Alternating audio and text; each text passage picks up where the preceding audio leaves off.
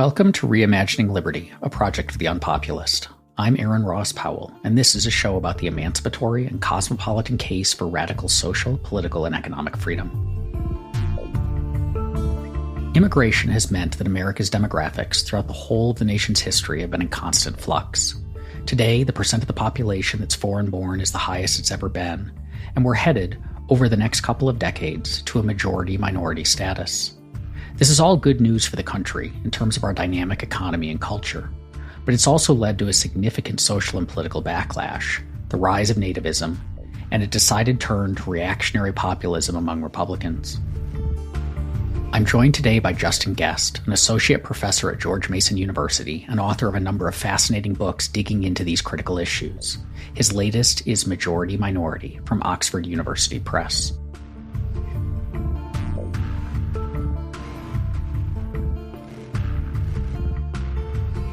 America has had a turbulent political environment over the last 10 years, at least. And a lot of that seems to be driven by worries about immigration and worries about demographic change. So maybe we start there. What is happening demographically in America? Yeah, turbulent is the, I think, the understatement of the week, Aaron. Demographically, what is happening in the United States is, on the one hand, completely ordinary and mundane, but on the other hand, anomalous and extraordinary. It just depends on your outlook. So, from the most hyperbolic way of looking at things is that the foreign-born population of the country has reached about 14%. Of our national population in the United States, and that is about as high as it has ever been in the nation's history. The last time it approximated this was, close to the turn of the 20th century, a very long time ago, another period when we witnessed a lot of political turbulence and nativism. We are also approaching what has been dubbed a majority-minority milestone demographically, where people of ethnic and racial minority backgrounds are approaching a milestone in which, in about 20 years, in which they might be of equal population size and share to white people in the country. Again, depending on how you define those boundaries, but nevertheless, this is the way that the U.S. Census Bureau thinks of race and ethnic differences. So those are pretty extraordinary milestones, right? The highest foreign-born population historically, and this momentous demographic milestone. On the other hand, why is this mundane? Well, first, if you take a look at other countries around the world, there are many other countries that are way beyond 14% foreign-born today. Not just historically, but right now. Switzerland, Canada, Australia, all of which are democracies, are in the high 20s or even approaching 30% foreign-born. I think Canada is actually slightly lower. I think they may be in the mid-20s now. And then you have other countries that are not democratic, but that are near 90% foreign-born, like Qatar and the UAE, the United Arab Emirates, in the Middle East region. Now, that's a bit of apples and oranges because the immigrants who are coming into those countries don't have the same access to social, civil, and political rights as they do in democracies. Nevertheless, 14% is dwarfed by what we are seeing in elsewhere in the world. And then from the perspective of the majority-minority milestone, in some ways, this is a story of American demographic history because we've also kind of been there before too. The real difference is just that the definition of whiteness has changed.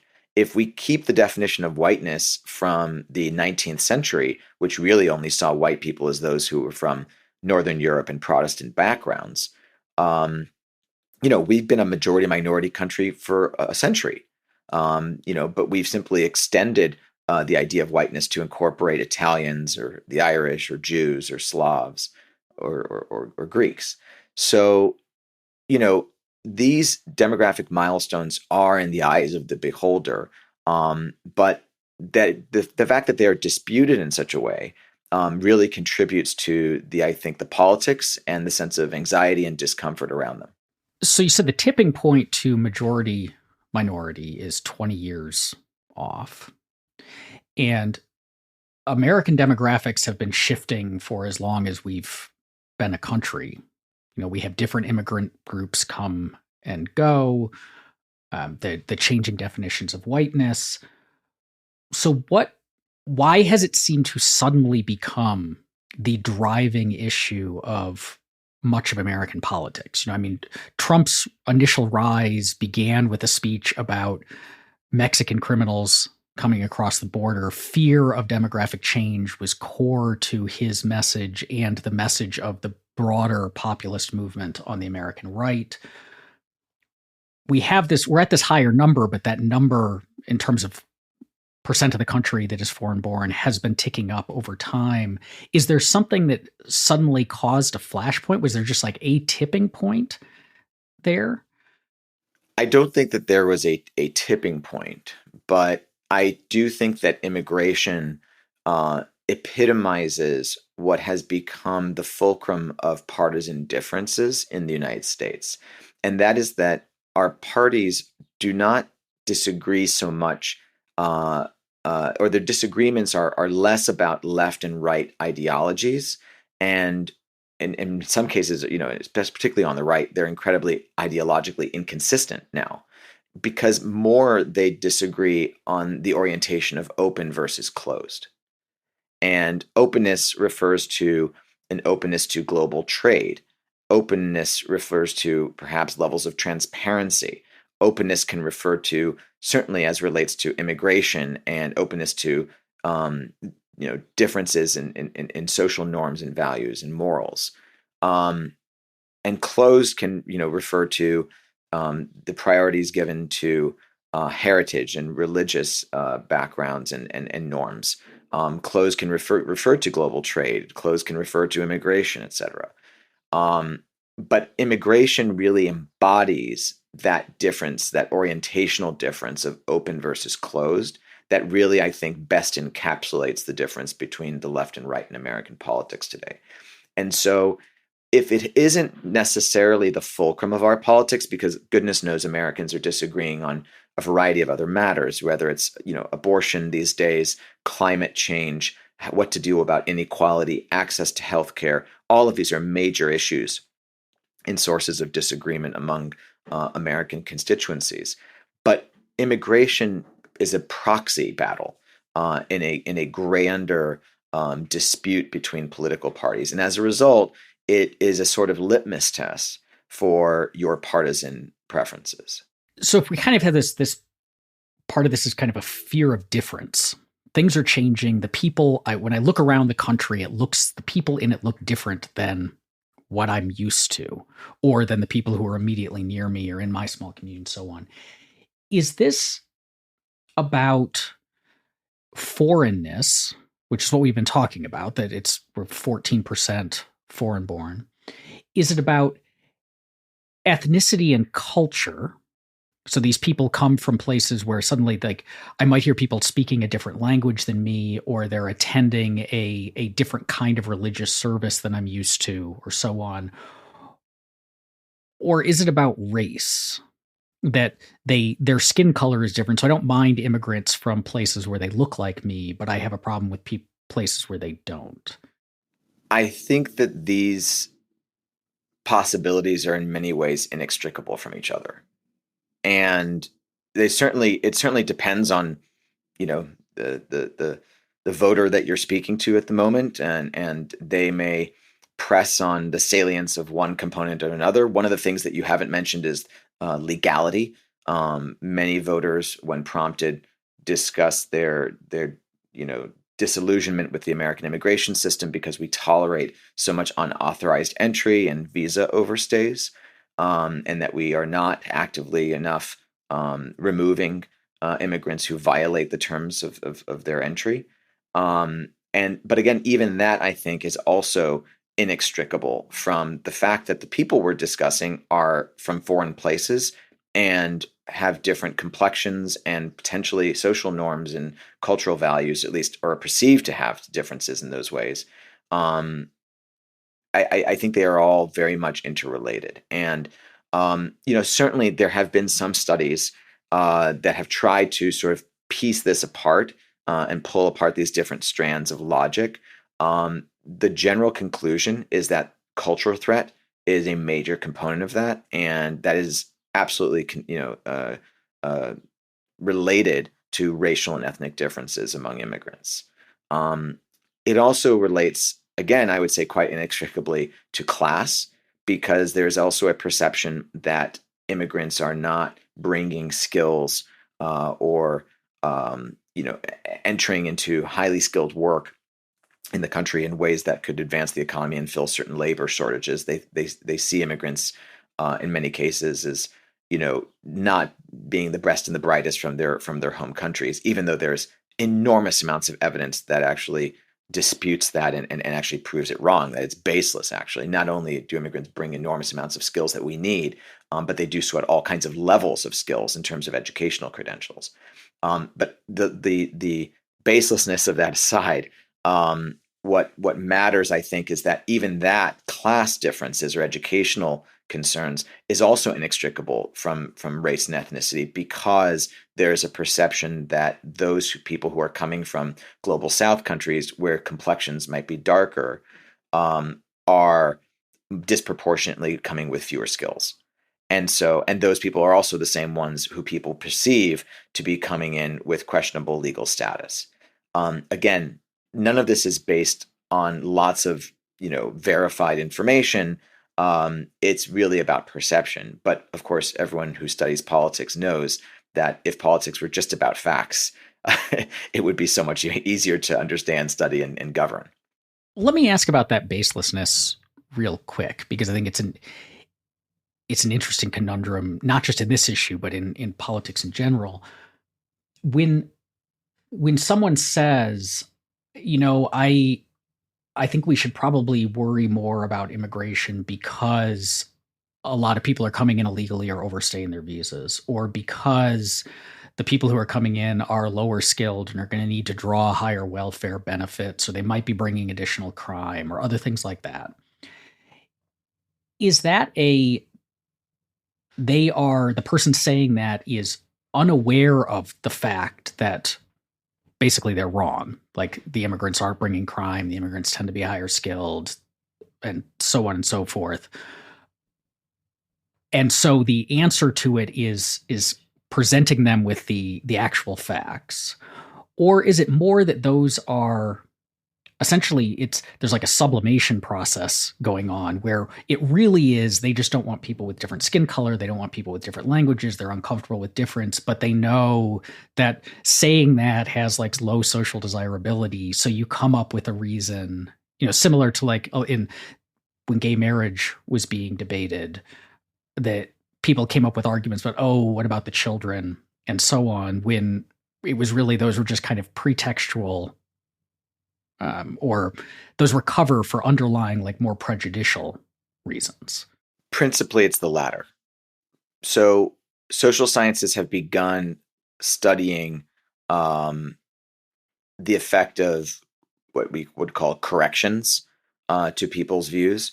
And generally, the findings that I have seen suggest that correcting the inaccurate information that may form the basis of people's perspectives does not change their perspectives thereafter. And so what we're probably looking at here is motivated reasoning. People know how they feel, whether they feel a social pressure to not reveal their true intentions or their true feelings. I can't speak to, but it's what we have seemed to find now among social science research is that correcting inaccurate information does not really change people's views. So let's turn to the other countries that have gone through a similar thing, and have seen higher levels of foreign-born than the U.S.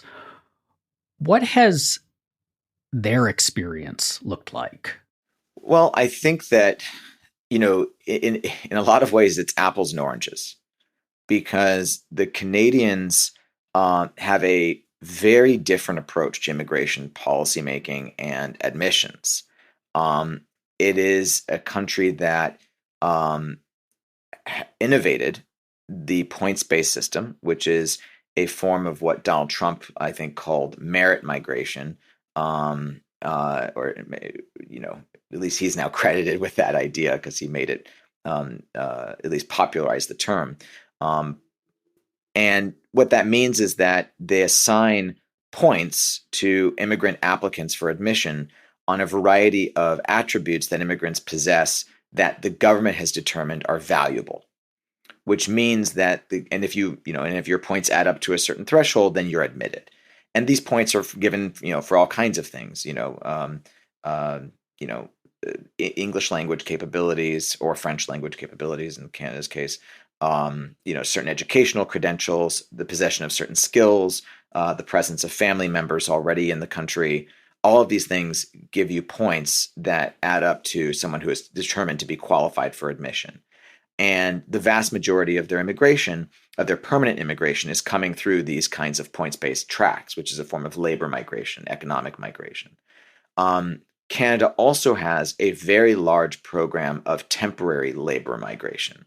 So immigrants who are not coming through the points-based system are able to gain entry on temporary visas that help shore up labor shortages and skill needs in the short run, but do not commit the country to naturalizing people, to giving them citizenship or permanent residence in the long run. We have neither of these two programs. Not only do we not have the points-based system, we are not oriented towards what's called economic migration in the first place. We are unique in the world, in the United States, in that approximately 65% of all permanent visas are coming through family migration tracks. That doesn't mean that people are not economically helpful, that they don't work, that they don't have skills we need. It just means that the justification for their admission into the country is due to or driven by family sponsorship. They're reunifying with their children, with their parents, or with their spouse, or they are marrying an American citizen. So that's family formation. 65% is an astronomically high share. I think the next nearest country, is something in the 40s. And that's, I think, Ireland, if I'm not mistaken. And even that may have changed now in Ireland. So we are really unique in the world in this way, that we do not prioritize economic migration, but rather actually we prioritize the family migration. The other difference is that we do not have a robust temporary labor migration program. We have a lot of temporary labor migrants, but most of them are effectively the undocumented, who sort of proxy what a temporary labor migration program would do, except that it's completely unregulated and operating in the shadows of not only the state, but of society, and is stigmatized. Whereas in Canada, they're temporary labor migrants. It's fully above board and known by everyone completely transparently and facilitated by the state. So we really govern the immigration completely differently. And that's just, the tip of the iceberg. There are other ways that we govern differently as well. And so what that has meant, Aaron, is that the perception of the Canadian public of its immigration system is also completely different. They don't see their immigration system as disorderly, as poorly managed. They don't see it as unregulated. They don't see it as chaotic, right? It's worth noting, of course, that they share the southern border with the United States, the richest country in the world, and not Mexico or Turkey or Bangladesh. So that is a different situation when you have a very rich industrialized country at your border that is effectively also a buffer for receiving immigrants coming from global South countries. But all that aside, the effect is that Canadians do not perceive their immigration system in the same way as Americans. So that has created a different relationship with people who enter into Canada, because there is a perception that not only are they supposed to be there legally, but that they were selected in a competitive system to be there. So there's this understanding, a sort of base assumption among Canadians that when they meet someone who is from India or someone who is from China or someone who is from Ecuador, that they have passed through a rigorous system of admissions that has deemed them qualified for entry in the national interest. We don't have that assumption in the United States because we don't have a governance system that would ground that kind of assumption. So Canadians, are associated with a very multicultural approach to immigration, and multiculturalism has become a sort of trademark of Canadian identity, even as a result. But really, that is the residue of a very well governed system that has always at least attempted and sold itself as putting the national interest first. And we just don't have that in the United States. And so why would we expect such a residue?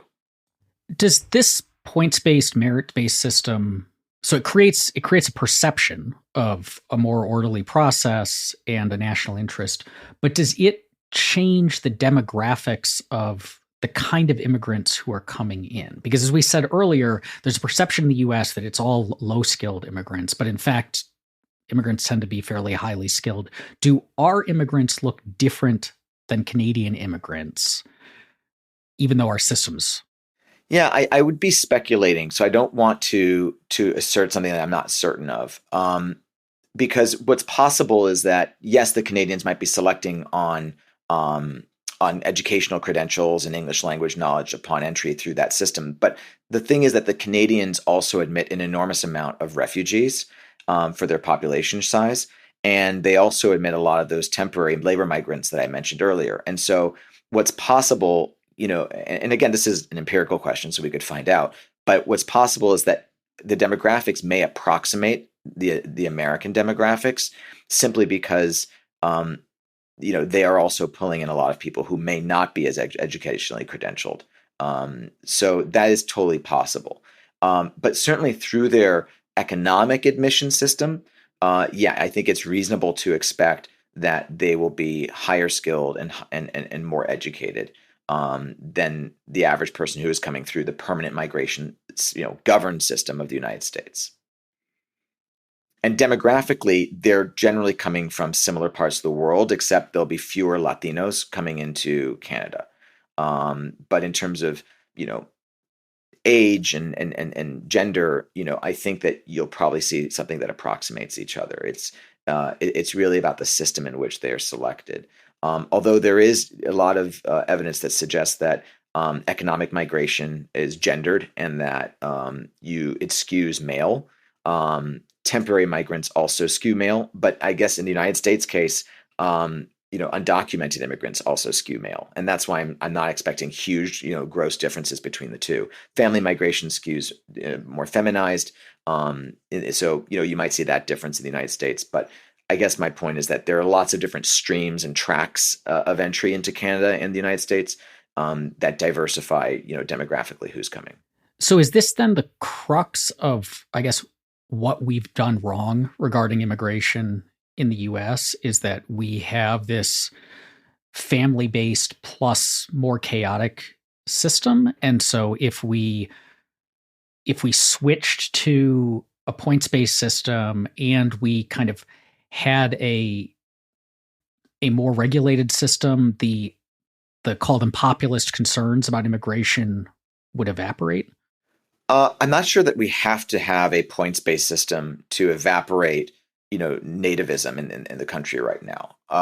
You can have any system as long as it was orderly, well managed, and conducted in the national interest, with the national interest in mind.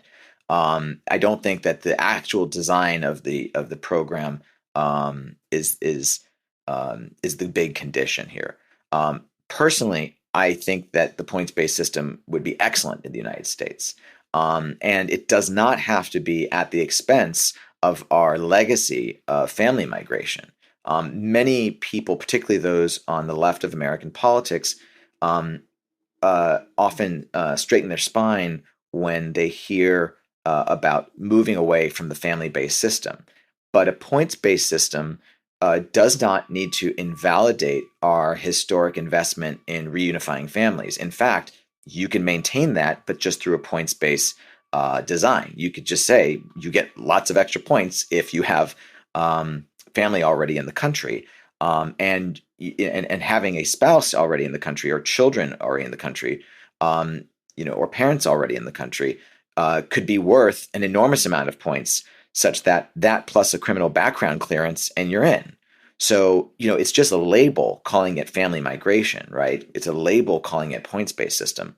Ultimately, what we really ought to have is an integrated system that weighs the different attributes that immigrants offer, and makes a decision that is in the national interest. And you can do that while accounting for the establishment of family in the country, previous visits, language knowledge, skill possession, high education credentials, clean background checks, but also things like previous visits to the country, or the extent to which someone might be in a vulnerable position. They may not necessarily qualify as a humanitarian migrant, as a refugee in the letter of international law, but they may be vulnerable. And that could also be a way of designing a system in which we account for vulnerability without necessarily calling people refugees. So, these systems are made by bureaucrats and by policymakers. They are not handed down from stone tablets on Mount Sinai. We have a say in what our policies are, and we can design a much better system. And if we did, our politics would look more like Canada's than they currently do. One of the interesting things about rhetoric with American immigration, or the objections to it, is anti-immigration people often frame it as these immigrants are coming in and they're going to undermine American institutions, they're going to use our welfare, they're going to hurt our economy, and so on. And these look like the kind of national interest concerns that you raised, and said that a system like Canada can ameliorate because the immigrants have been vetted. And so there's a sense that if they're coming in, it's because they were in the national interest. But at the same time, as we talked earlier, a big driver of this is an aversion to cultural change. And it seems like in a lot of cases, particularly the kind of white working class, the core of the nativist, nationalist, populist side of American politics, tends to view effectively their own culture as the national interest, that we need to preserve our Western traditional ways of living, which means Christianity and a certain kind of family structure and a certain set of values. And they identify that very deeply with the real America.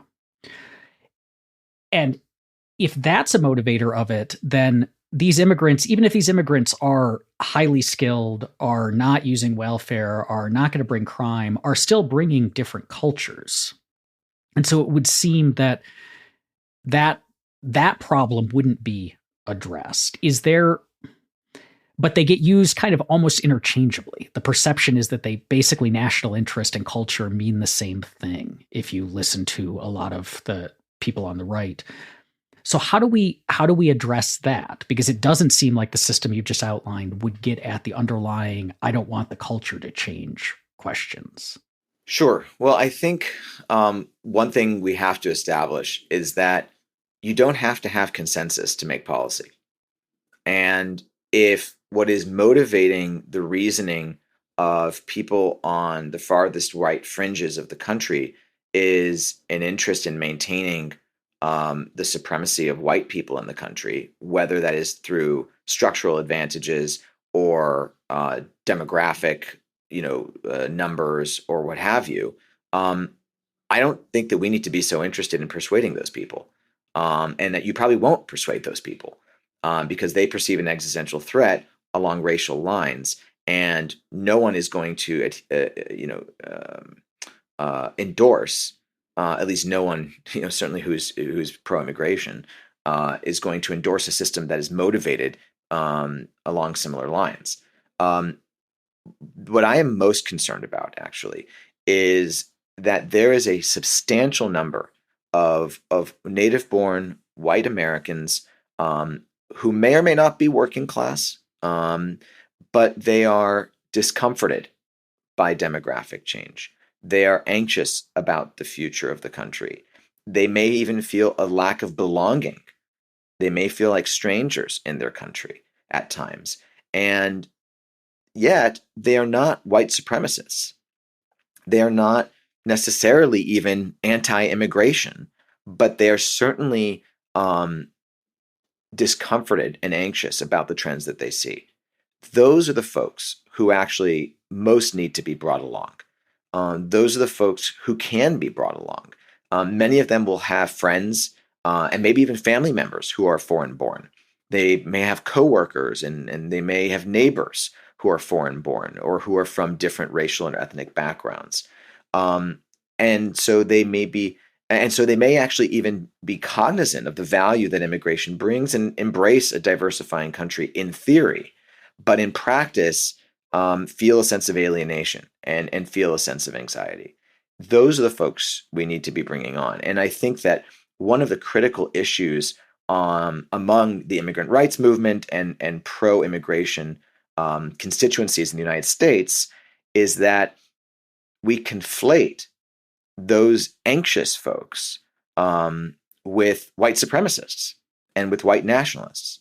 And that has really undercut the ability of, of the pro-immigration movement in the United States to undertake outreach to precisely the people who I think they need to be bringing along.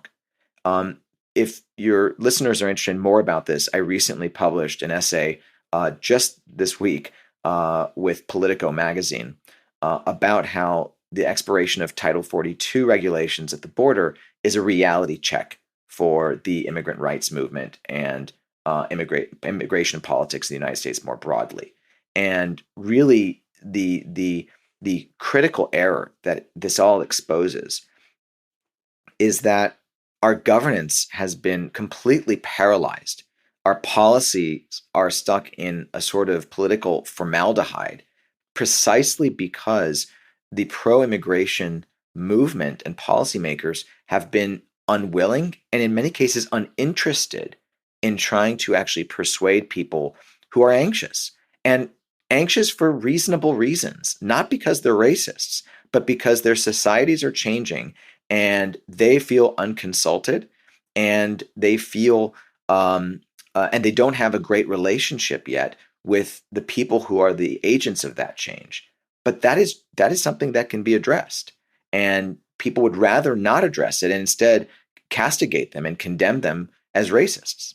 What does that outreach look like? So if I'm someone who has non-racist, non-white supremacist reasons for nonetheless feeling concerned about this cultural change, feeling a little bit alienated, and you are the immigration advocate talking to me, what are you telling me to assuage my concerns?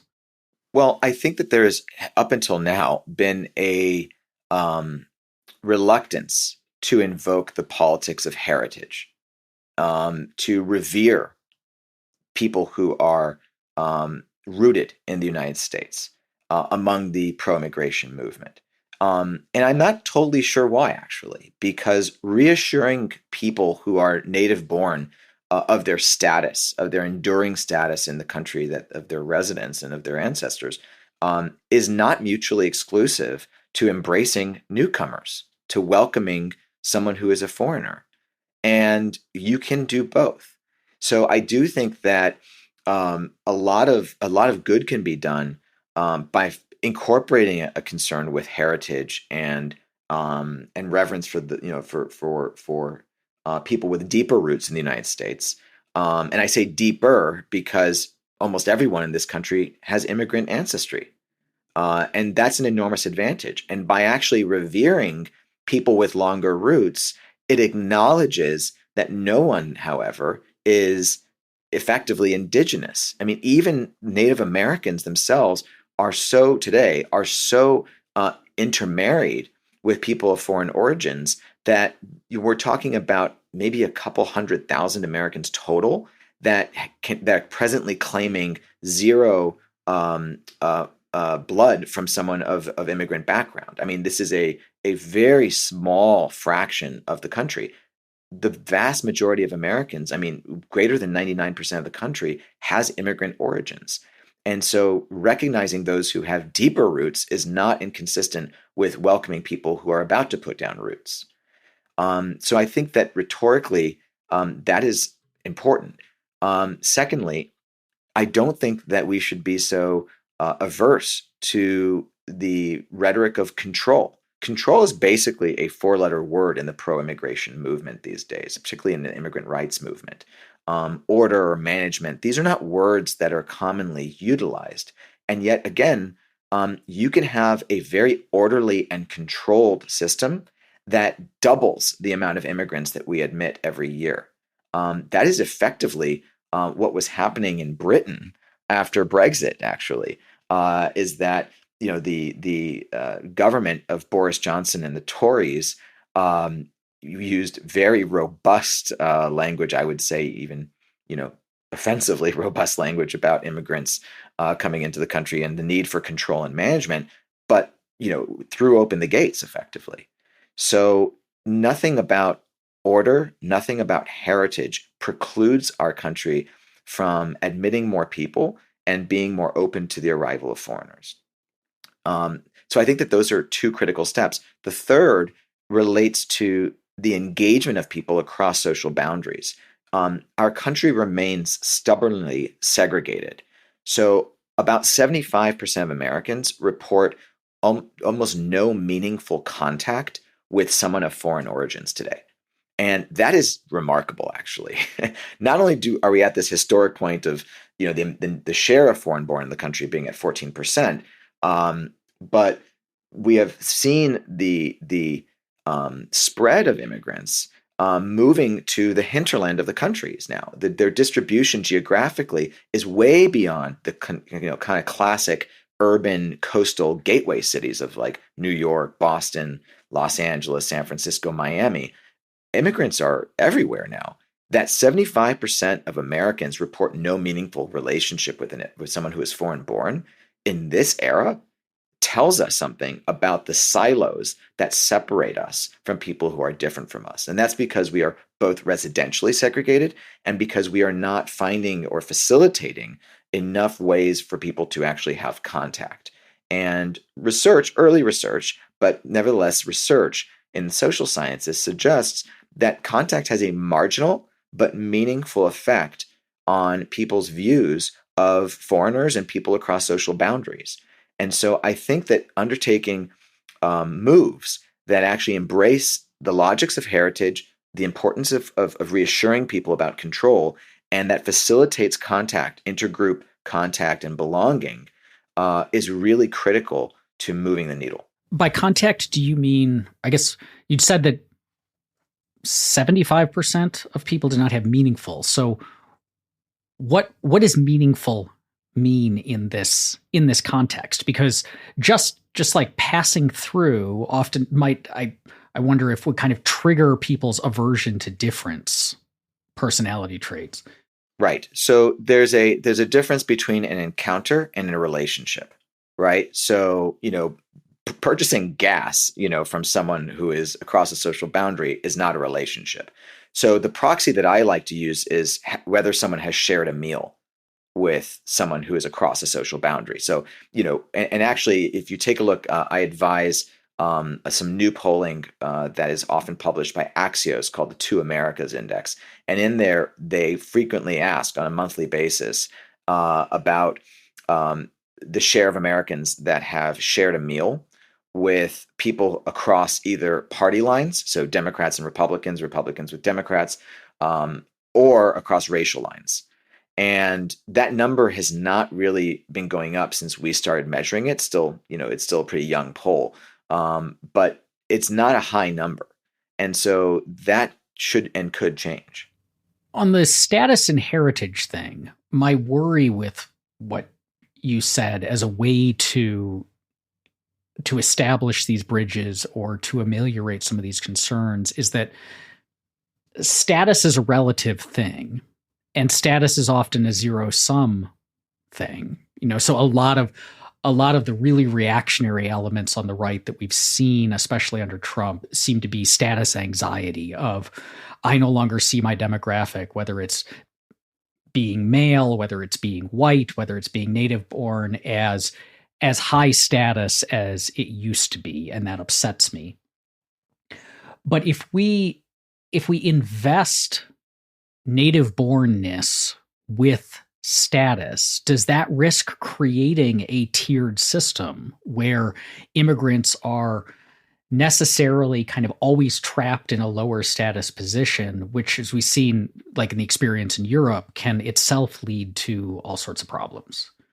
Yeah, it's a very excellent point. So when I say status, I'm not referring to de facto, or I should, or even de jure status, right? Like legal status. I'm not proposing in any kind of way that there are some sort of structural advantages granted. Really, I think the status politics today are felt status. They're interpreted, and so much of the politics of identity and culture is really about symbolism, actually. It's about, do you feel valued and do you feel a sense of belonging? And that is actually not, and you don't need policy in order to render that sense of feeling, that sense of belonging, and status from that kind of perspective. I mean, if you think about what Donald Trump did from a campaigning perspective in 2015 and 2016 and then thereafter, to make white working class people who previously felt very much on the outside looking into American politics from both parties. What he did was incredibly cheap. It was really just rhetoric and sort of affirming people's sense of belonging, affirming people's status, rather than actually necessarily pairing it with meaningful policies. Now, in most of the policies that he did pair it with, coming out of the Stephen Miller wing of the White House, was not elevating the status of native-born people, but rather undercutting the status of foreign-born people. It was making native-born people feel better about themselves by mistreating, and in some cases violating, the rights of people who were ethnically, racially, religiously different and from foreign countries. And that's hardly, that's only a relative understanding. And of course, it worked, but it didn't actually change the actual lived status of the people they were targeting with the rhetoric, white working class and other native-born people in the country. So, it is possible to suggest status and to convey it in ways that don't actually, first off, hurt and undercut the rights of others, but also that don't actually provide any kind of legal differences for other people or structural differences. We are heading into another round of presidential primaries and elections. It looks like this very guy who was elevating the status of the white working class by targeting and abusing immigrants is going to be on the ballot himself again. Things feel very charged. Are you at all optimistic that we can improve things in this area? And we talked about this a bit on the how to talk to people who are feeling alienated, but speaking to an audience of people who generally are in favor of immigration, what's your advice to us over the next couple of years? So in terms of my advice, I would return to those three suggestions I made earlier. So I wouldn't change. I mean, those are really my principal recommendations, and they're definitely elaborated on in that Politico piece I mentioned. In terms of Donald Trump's entrance into the race, or and his likely nomination, things on the farther right side of American politics are unlikely to change as long as he is the standard bearer, because of the megaphone that he is able to wield, and if he is endorsed as the party's nominee, then that becomes effectively a Republican position, and it's effectively non-negotiable, right? So you're likely to see the same kind of paralysis, but that doesn't mean you can't make progress from a public opinion standpoint.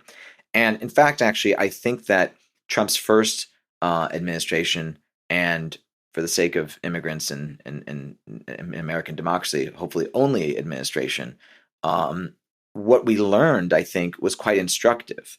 He overstepped what most Americans would tolerate with regard to the treatment of immigrants.